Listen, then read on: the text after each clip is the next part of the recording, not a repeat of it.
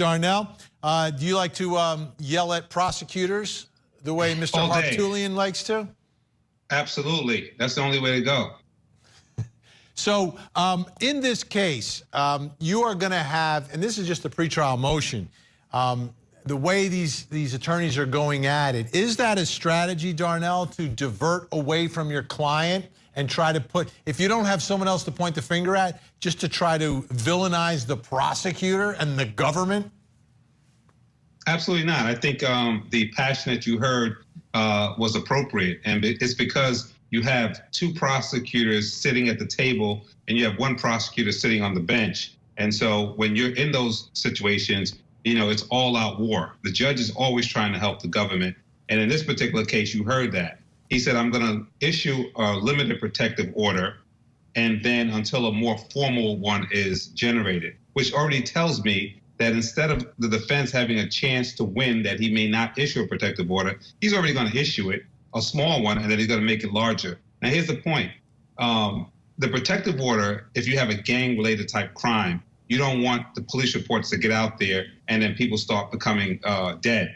That's not the case here. It's not going to happen here. This is a guy who was on trial here, who's well known in the community. He might have went off the rails and killed his family, but it's not something where let's hide this police report and this Brady material so no one else gets hurt. The prosecution just are trying to usurp the defense's motion to compel. They're trying not to comply with the motion to compel. And instead of giving the discovery, they come up with their own protective order. And the judge is going to sit there in his calm voice and give them everything they want.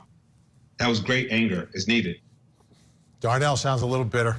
Sounds a little bitter. He wins his cases, but he sounds a little bitter. Jennifer Brandt, it took 13 months to indict this case, but now the defense is pushing. They want this trial sooner rather than later. It's the state who wants to slow things down. Do you think there's an advantage here for a speedy trial for this defendant, Alec Murdock? Well, maybe the defense just doesn't think that the prosecution has it all together, you know, has all connected all the dots. So they think maybe if they just move fast, it'll be a better chance for acquittal for their client.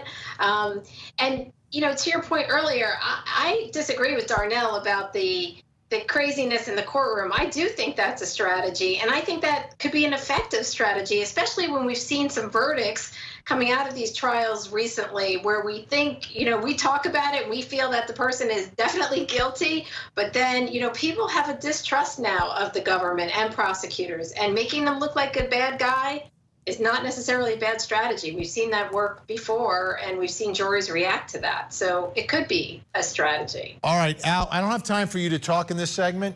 What I want the viewers to do is to Google Al Wunsch, W-N-C-S-H, right? No, W-U-S-C-H. I'm sorry.